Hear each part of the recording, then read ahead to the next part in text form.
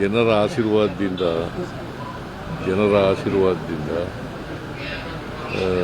ನಾಳೆ ಆದರೆ ದೇವರಾಜ ಅರಸರವರು ಏನು ದೀರ್ಘಕಾಲ ಮುಖ್ಯಮಂತ್ರಿಯಾಗಿದ್ದರು ಅದನ್ನು ಸರಿಗಟ್ಟತಕ್ಕಂಥ ಕೆಲಸ ಆಗ್ತದೆ.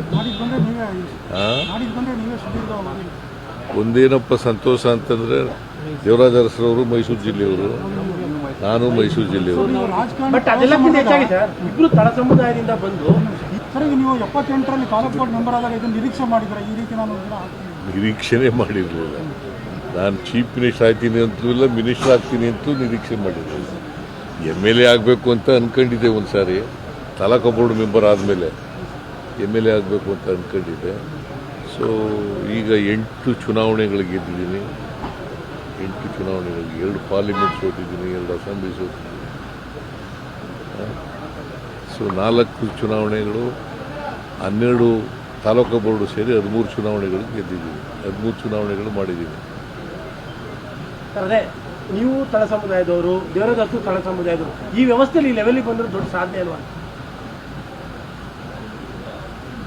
ಅವರು ಸಾಮಾಜಿಕವಾಗಿ ಹಿಂದುಳಿದವರಲ್ಲ, ದೇವರಾಜ ಅರಸು ಸಾಮಾಜಿಕವಾಗಿ ಮುಂದುವರೆದವರು ಅವರು. ಯಾಕಂದರೆ ಅರಸು ಇದೆಯಲ್ಲ, ರೂಲಿಂಗ್ ಕ್ಲಾಸ್, ಪಾಪ್ಯುಲೇಷನ್ ವೈಸ್ ಕಡಿಮೆ, ಪಾಪ್ಯುಲೇಷನ್ ವೈಸ್ ಭಾಳ ಕಡಿಮೆ ಇರ್ತಕ್ಕಂಥ ಪಾಪ್ಯುಲಾರಿಟಿ ಬಂದಿದ್ದಂಥ ಮುಖ್ಯಮಂತ್ರಿಗಳು. ಸೊ ಅವರು, ನನಗೂ ಅವ್ರಿಗೂ ಕಂಪ್ಯಾರಿಸನ್ ಇಲ್ಲ.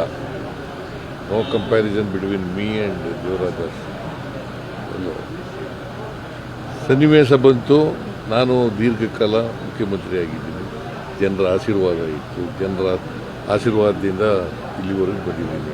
ನಿಮಗಿದ್ದ ಸವಾಲುಗಳು ಅವ್ರಿಗೆ ಇರಲಿಲ್ಲ, ನಿಮಗಿದ್ದಂಥ ಸವಾಲುಗಳು ನೀವು ಎದುರಿಸಿದಂಥ ಪೊಲಿಟಿಕಲ್ ಸವಾಲುಗಳು, ರಾಜಕೀಯ ಸವಾಲುಗಳು ಅವರೇನ?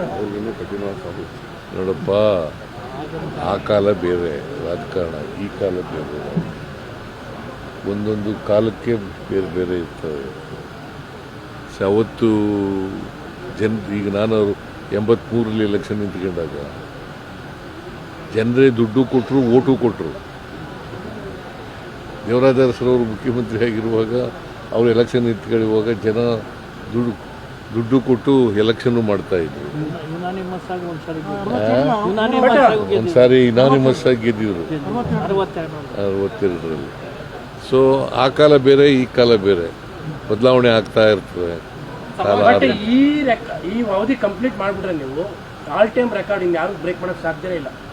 ಮತ್ತೇನಿಲ್ಲ, ರೆಕಾರ್ಡ್ಗಳು ಯಾವಾಗಲೂ ಬ್ರೇಕ್ ಮಾಡದೆ ಇರೋದು. ಈಗ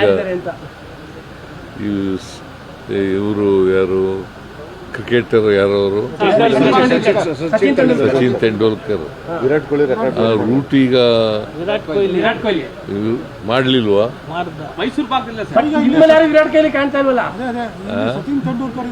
ವಿರಾಟ್ ಕೊಹ್ಲಿ ಇಲ್ವಲ್ಲ. ಅದರಿಂದ ಯಾವುದು ಇನ್ನೊಬ್ರು ಬರದೇ ಇಲ್ಲ ಅಂತ ನಾನು ಹೇಳಕ್ ಹೋಗಲ್ಲ. ಬರಬಹುದು, ನಮ್ಮ ರೆಕಾರ್ಡನ್ನು ಬ್ರೇಕ್ ಮಾಡ್ತಕ್ಕಂಥವ್ರು ಬರಬಹುದು, ಅಥವಾ ನನಗಿಂತ ಜಾಸ್ತಿ ಬಜೆಟ್ ಮಂಡಿಸೋರು ಬರಬಹುದು. ಹಣಕಾಸಿನ ಮಂತ್ರಿ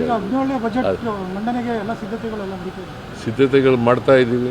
ಯಾವಾಗಿಂದ ಸಭೆಗಳು? ಸಂಕ್ರಾಂತಿ ಆದಮೇಲೆ.